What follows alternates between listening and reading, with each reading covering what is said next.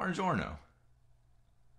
So, I get a kind of daily request on this channel to do a ECG schematic. Um, this is the second time recording this because I wasn't recording the video before. Um,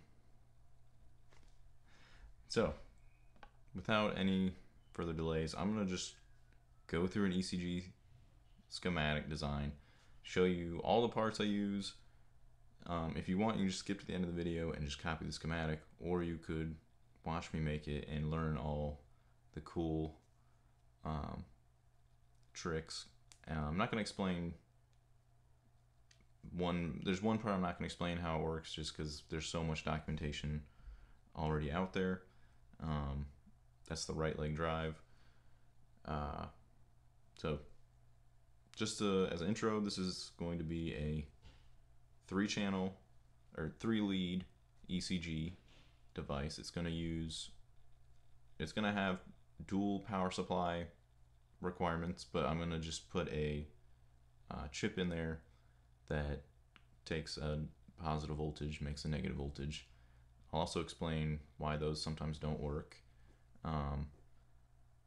And I think that's it. This will be a lot more versatile than maybe some of the ECG devices you see out there, or schematics, because a lot of times, you'll see these 3-lead ECG devices, and if you use, some different electrode placement, like you have to have one on your wrist, or both on your wrist, and then one on your leg, which is pretty big spacing. So this one, I don't know what I'm trying to say. This one's you don't have to use that spacing. All right. So let's get started. There's really 2 parts that are critical to this. One's the 8620. This is a instrumentation amp, and I'm using Eagle CAD. You can get a free version if you just Google like Eagle CAD software or something. Maybe I'll put a link in the description. Probably not. So this is a usually, I think this is 3 op amps that are built in that just take a differential from the outputs, from the inputs. The other one I'm using is the OP97. This is just a single op amp in a package, but it has some pretty good results.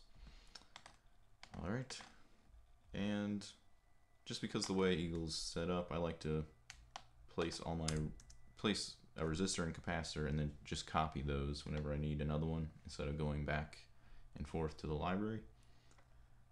So in Eagle, if you go to the library called RCL, I like the European symbol of capacitors. So I'm going to try to make this surface mount in 0402 SMT components. So all my passive, like resistors and capacitors, will be 0402, which refers to their dimensions. It's 4 mils by 2 mils. And if you need further explanation, a mil is 1/1000th of an inch. Okay, so I'm going to have a resistor here for my gain.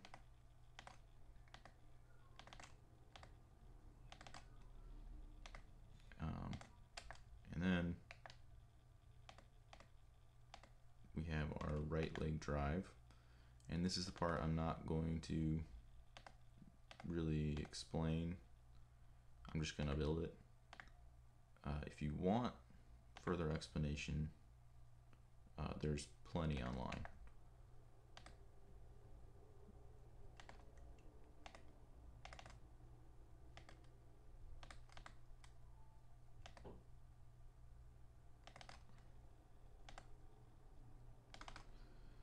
Alrighty.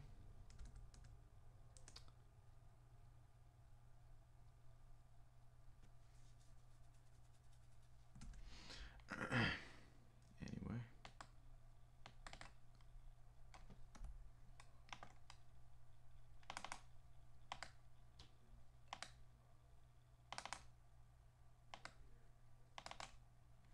Basically what it's doing is just it's using an op amp to drive ground to whatever electrode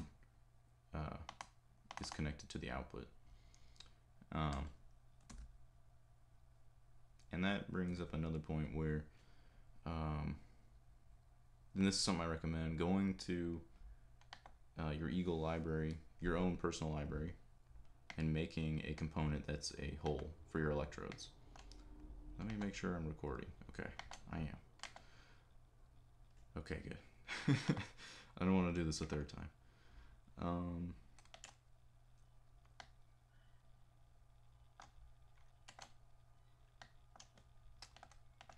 So I just made a component that's a hole. And I'm going to place 3. So this is the right leg drive. I'll put the actual values at the end for the resistors and capacitors. We're also going to add something to make this actually work if you do locations other than the wrist and the leg. But for now I'm going to draw it like this.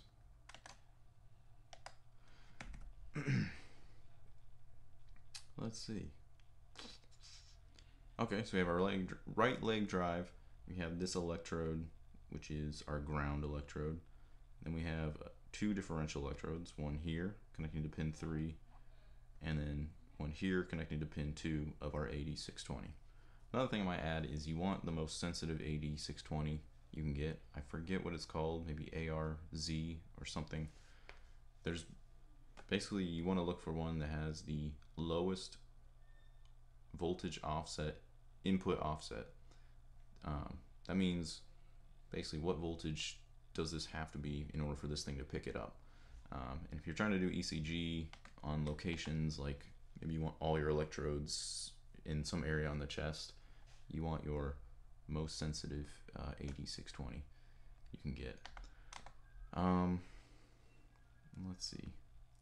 Now we need ground. I forgot.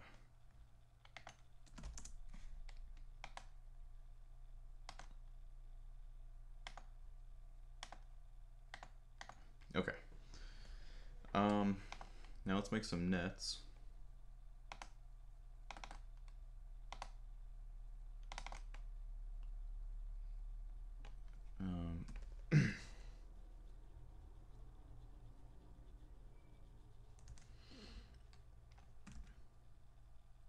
Wait a minute.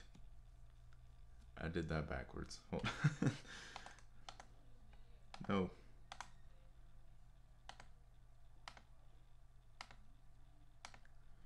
This guy is like that. Sorry. Positive input, or non-inverting input, as it's actually called, goes to ground.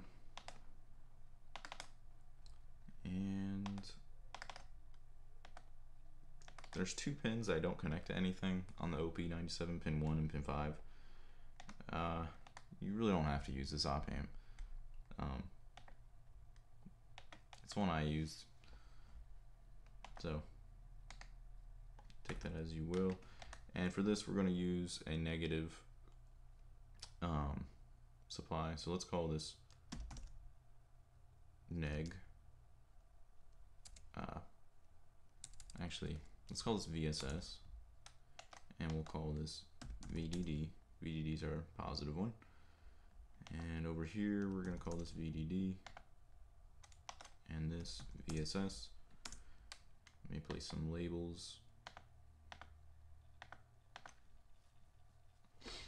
Okay. And our reference, we're going to have that connected to ground.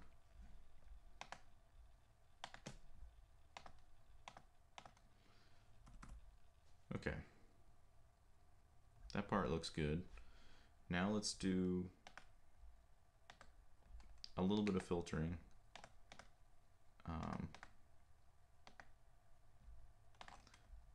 So the best way to do this is to put a notch filter for the 60 Hz noise.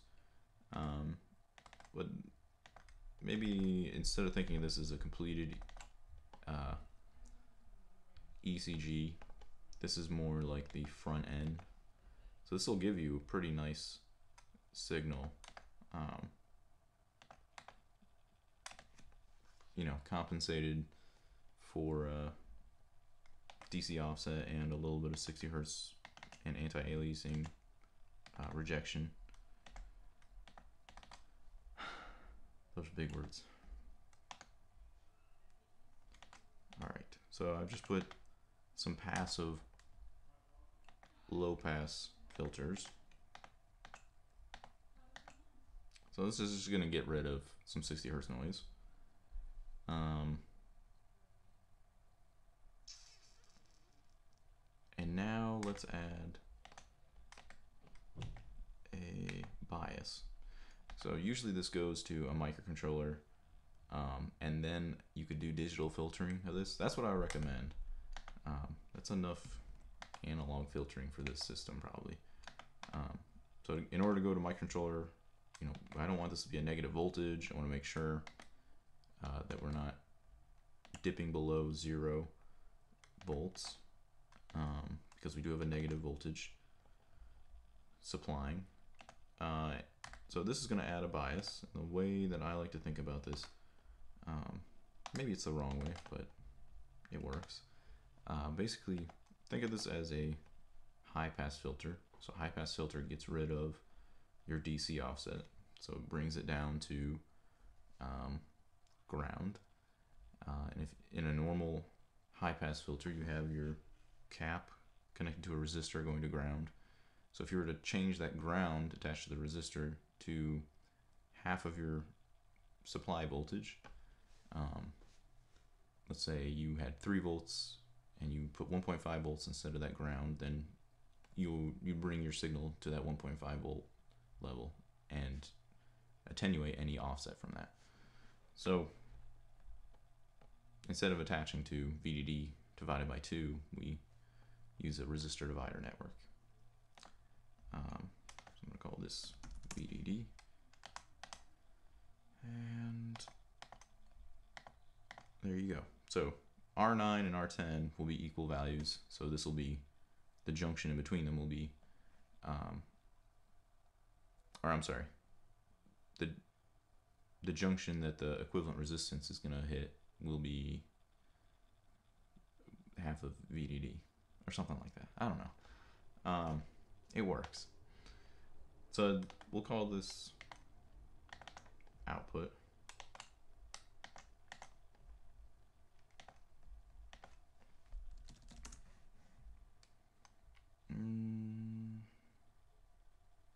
Okay, so now let's put some values in. This is your gain, R1. So I would put a potentiometer. You could put like a 10K pot. Right now I put a 6 kilo ohm resistor in there. I'm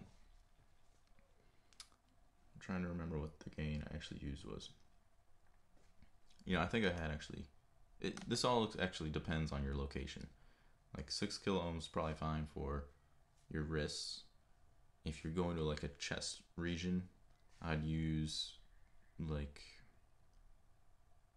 50 ohm or 10 ohm or something really small to make the gain really huge, because you're basically going to have a really small signal. Let's leave it at 6K. Hopefully you watch this far in the video and actually hear that and don't just copy everything I'm doing. Okay, so we're gonna make this 22 kilo ohms. Oops. I think this is 10K.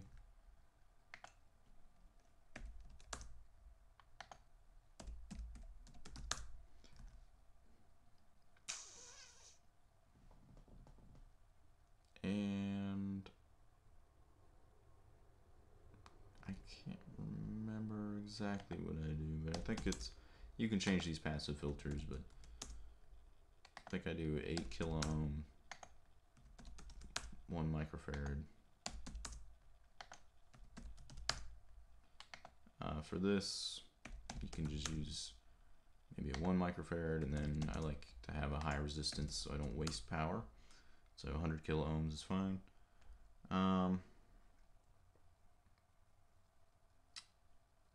Okay, so let's add a negative. So we have a negative supply, but we want to use 1 battery. And the component that I use for that is, well, there's the max 1044, and then there's pretty much a synonymous version called the ICL 7660.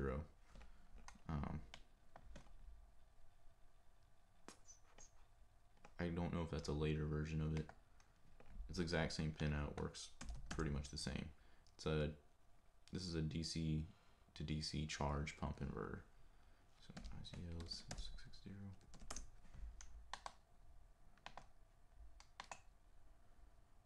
And we're going to place this here.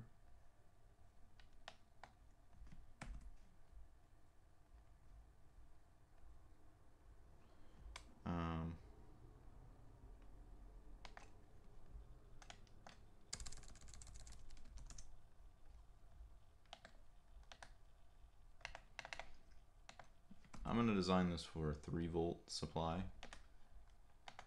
So I'm going to use the LV pin. So I'm going to ground it. If you're not using something below, I think 3.5 volts, then you would just leave that floating. I think what that does is increases the switching frequency for lower voltages, I think.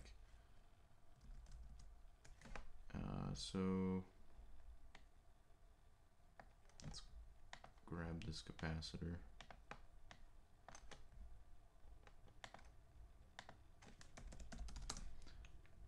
All right. So this thing requires an external capacitor. We're going to use 10 microfarad. I believe that's what they recommend in the data sheet.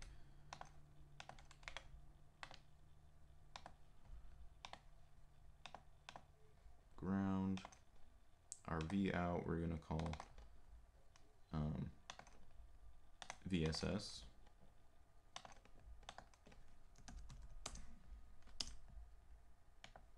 Going to power it with VDD.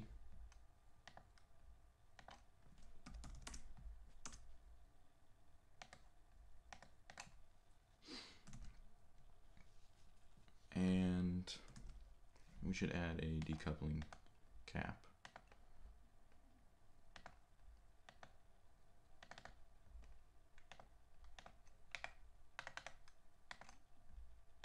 This is kind of a large decoupling cap because these things don't always switch fast enough. Okay, so we have our negative supply over here being generated. Let's place some holes for a battery.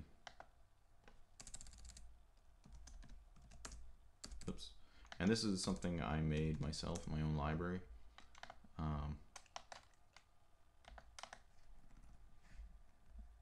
So I just have 2 holes here. Most of the time in my designs I have a regulator.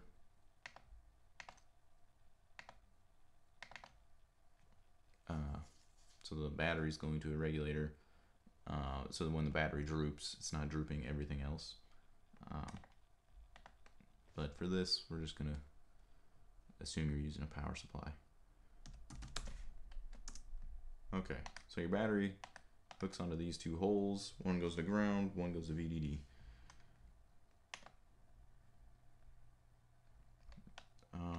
So the last thing to add is this won't work if you put it in like regions other than the wrist and the leg, and this won't work that well either. So the thing we're going to change is it won't work that well in those locations that it does work. So we're going to add a filter before it even hits, oh, whoops, before it even hits our instrumentation amp. So you have to be careful when doing this because you don't want to change the impedance very much from the body to the instrumentation amp. We basically want to keep that the same. So what we're going to do is add a filter that gets rid of the bias so we can add more gain, but also we're going to make it have very high resistance values and very low capacitor values, and I'll explain that in a second. So we're going to have a cap, oops, let's make this a 0.3 microfarad capacitor, and then we're going to make this a 20 mega ohm resistor. So basically the capacitance isn't going to do much. We're going to have to wait for that capacitor to charge before we actually get signal, so this might take a couple seconds before you see anything. And this resistor isn't going to divert much current because it's very high resistance. You might even want to do higher than 20 mega ohms, because this actually is affecting the internal resistance of the 8620, because it probably has quite a lot of mega ohms. Basically we want something high so we don't draw current from the body, or a lot of current, because you can't really source current from the body. Okay, so now let's do that for the other one. Oops.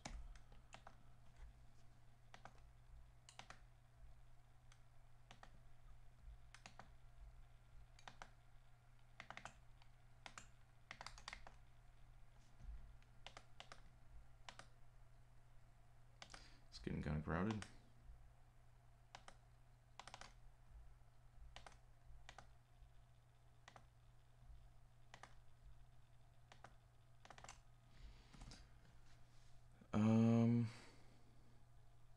Yeah, that's it.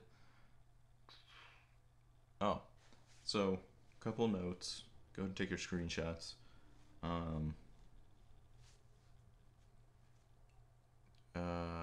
Let's see. Basically, when you're making this on a layout, don't use a tin finish board, or there's several things that won't work actually. Actually, nothing will work. If you don't have a good PCB that you're putting this on, the impedance from the body to the instrumentation amp is increased, basically because that solder joint from the PCB to the leg of the instrumentation amp, because that solder joint is crappy and oxidizes very quickly, the impedance goes up, and you basically get no signals. You also won't get a negative supply working if you have a cheap PCB. So get either a ENIG PCB, which is immersion nickel over immersion gold over electrous nickel, I think, or solder finish PCB. I think that also goes by the name of OPT or something. Let's check.